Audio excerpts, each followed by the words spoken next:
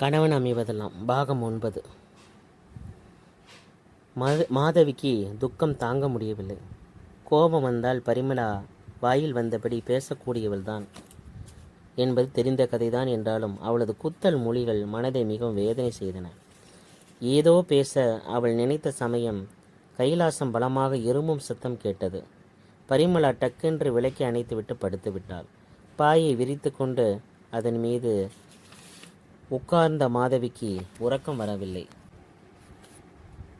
கன்னத்தின் மீது விழுந்த கண்ணீரை மெல்ல துடைத்து கொண்டு முழங்கால்கள் மீது தலையை சாய்த்தபடி வேதனை மிக்க எண்ண சுழலில் சிக்கியவளாக நெடுநேரம் உட்கார்ந்து விட்டாள்.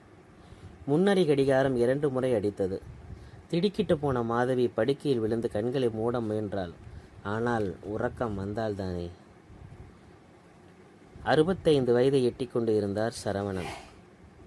ஆனால் உடல் நலிவும் மனத்தளர்வும் அவரை 100 வயது கிழவராக தள்ளாட செய்துவிட்டன. வறுமை, ஏமாற்றம் இரண்டும் அவரை எஞ்சிய உற்சாகத்தை ஒடுக்கிவிட்டிருந்தன. புகழ்பெற்ற பாடகராக விளங்கப் போவதாக அவர் கொண்டிருந்த கனவுகள் எத்தனையோ நடந்தது.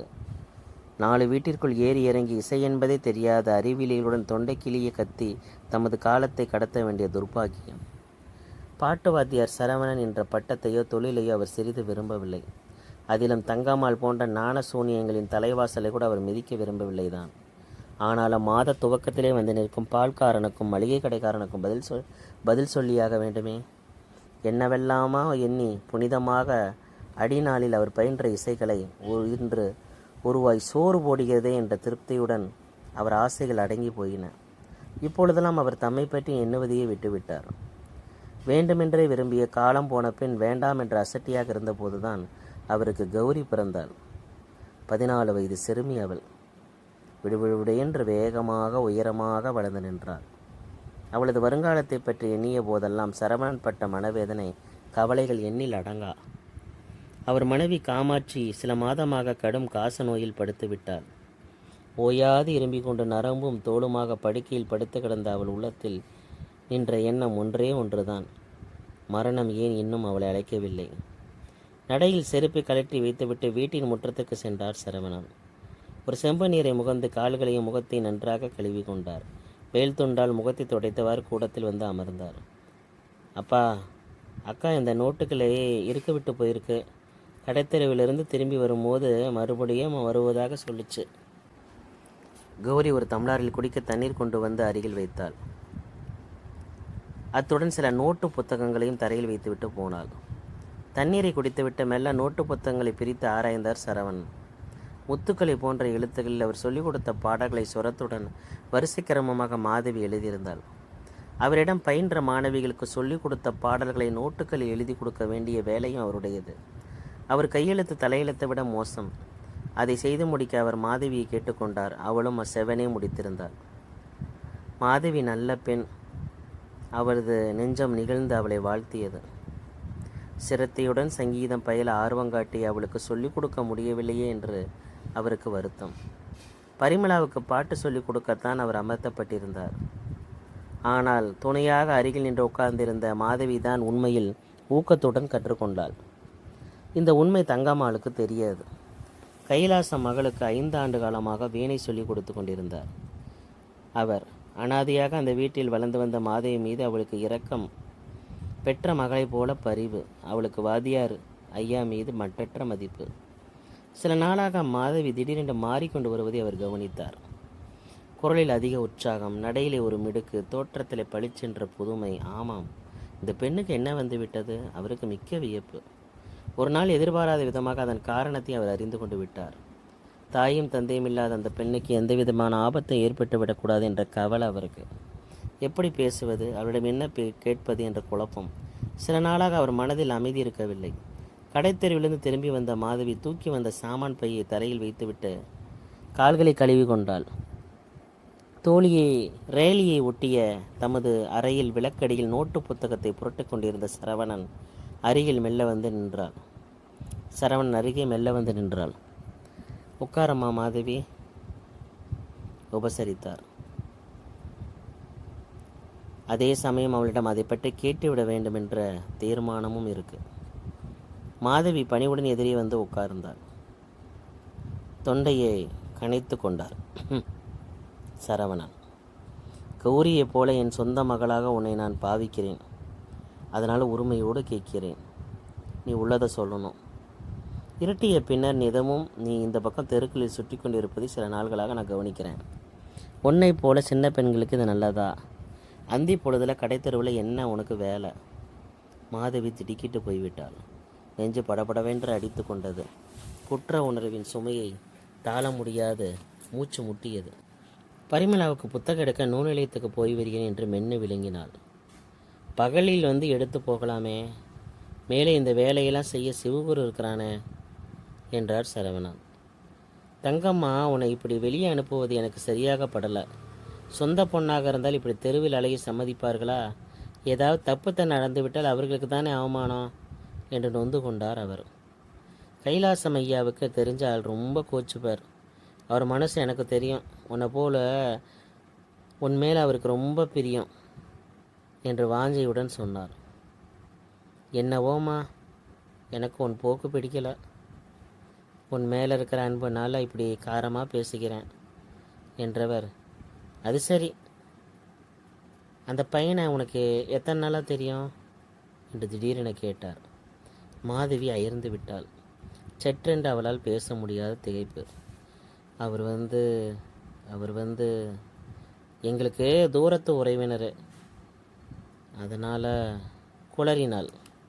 அப்படியே இருக்கட்டும், அதுக்காக ரகசியமாக வயது வந்த பெண்ணை தெருமூலையில் சந்திக்க வேண்டிய அவசியம் இல்லையே. நேரம் போவது தெரியாமல் அவனோட பேச அப்படி என்னம்மா சங்கதி இருக்குது? பார்க்குறவங்களுக்கு இது நல்லாவா இருக்கும்? யோசிச்சியா?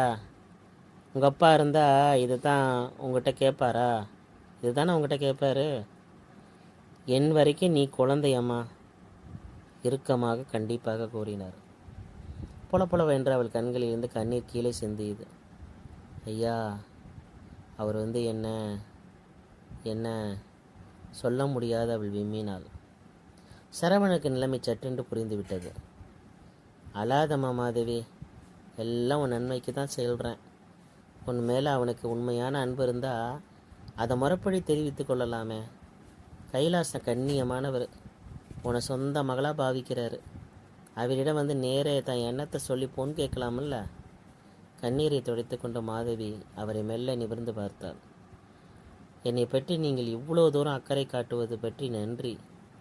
சீக்கிரம் அவர் அப்படி செய்யத்தான் எண்ணிக்கொண்டிருக்கிறார். கூறிவிட்டு இடையில் சொருகி கொண்டிருந்த ஒரு கடிதத்தை அவர் முன் எடுத்து வைத்தாள். சில சமயங்களில் நாங்கள் சந்திக்கும் போது பேச முடிவதில்லை. அதனால் மனதில் தோன்றியதை இப்படி கடிதத்தில் எழுதி கொள்வது வழக்கம்.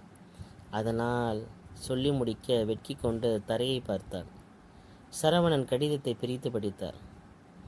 அன்புள்ள மாதவி, என்னை மணந்து கொள்ள உனக்கு முழு சம்மதம் என்பதை உன் வாயால் சொல்ல கேட்டு நான் மகிழ்ச்சி வெள்ளத்தில் திளைக்கிறேன். நமது வருங்காலத்தை பற்றி என் சிந்தனை எழுப்பும் எண்ண குவியல்கள் எத்தனையோ மனக்கண் முன்னே எழுந்து நிற்கும். இன்ப கனவுகளுக்கும் வழக்கே இல்லை. நம் கனவு நனவாக காலமிடையே குறுக்கிடுகிறது. ஆண்டு முடிவில் வரும் ஓய்வு நாட்களில் தான் நான் கிராமத்திற்கு செல்ல முடியும். நேரில் விஷயத்தை என் பெற்றோர்களிடம் சொல்லி அவர்கள் சம்மதத்தை பெற்று விடுவேன். பின்னர் மாமனிடம் சம்மதம் பெறுவது சிரமமான காரியமில்லை. அதுவரை நீ பொறுமையாக இருக்க வேண்டும் என்று கெஞ்சி கேட்டுக்கொள்கிறேன். நாம் இருவரும் மன ஒன்றுபட்டிருப்பதே ஓரளவு திருமணம் நடந்துவிட்டது போல எண்ணி மகிழ வேண்டிய விஷயமில்லையா? அன்பன் சந்திரன்.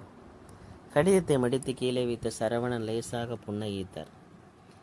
நீந்த தெரியுமா என்றால் ஓரளவு தெரியும் என்றால் என்ன அர்த்தம்? தெரியும் அல்லது தெரியாது என்று தானே பதில் கொடுக்க வேண்டும். ஓரளவு நீந்த தெரியும் என்று சந்தேகத்துடன் யாராவது ஓடும் ஆற்றில் விஷப்பரீட்சை செய்ய துணிவாங்களா? திருமணம் என்பதில் ஓரளவு என்ற சொல்லுக்கு இடமில்லை. பெருமூச்சறிந்தார் அவர். மாதவி பதில் பேசாது எங்கேயோ வெறித்து பார்த்து கொண்டிருந்தாள். வாழ்க்கையில் உன்னை விட நான் ரொம்ப அனுபவப்பட்டவன். அதனால் சொல்கிறேன், ஆதங்கப்படாமல் கேட்டுக்கொள். இந்த விஷயம் என் மனதுக்கு அத்தனை திருப்தியாக இருக்கவில்லை. ஆரம்பத்தில் காதல் வேகத்தில் ஆண் பிள்ளைகள் அப்படித்தான் பேசுவார்கள். பெண்கள் தான் விழிப்பாக இருக்க வேண்டும். எதற்கும் நீ ரொம்ப எச்சரிக்கையாக இருக்க வேண்டும். அம்மா, ஏமாந்து விடக்கூடாது என்று கூறிவிட்டு அவளை உற்று பார்த்தார். கண்களில் மீண்டும் பொங்கிய கண்ணீரை துடைத்து கொண்டு அவள் தலையை தாழ்த்தி கொண்டாள். அவரை நான் பூரணமாக நம்புகிறேன். அதனால் திணறினாள். நீ நம்பக்கூடாது, நான் சொல்லலை. ஏமாறக்கூடாதுன்னு தான் எச்சரிக்கிறேன். கவலைப்படாத. இதை பற்றி நான் யாருக்கிட்டையும் பேச மாட்டேன். நீ எனக்கு ஒரு வாக்கு கொடுக்கணும். கொடுப்பியா? மாதவி தலையசைத்தாள். சந்திரசேகரன் உன்னை முறைப்படி பொண்ணு கேட்குற வரை நீ அவனை சந்திக்கக்கூடாது. தெருமுனையில் நின்று ரகசியம் பேசக்கூடாது. சரியா? கண்டிப்பான குரலில் கேட்டார். அப்படியே செய்கிறேன் என்று விம்மினாள் மாதவி. முகத்தை கழுவி துடைத்து கொண்டு சீக்கிரம் வீட்டுக்கு கிளம்பு. ஆகட்டும், உத்தரவிட்டார் சரவணன். 2 மாதம் சென்றது.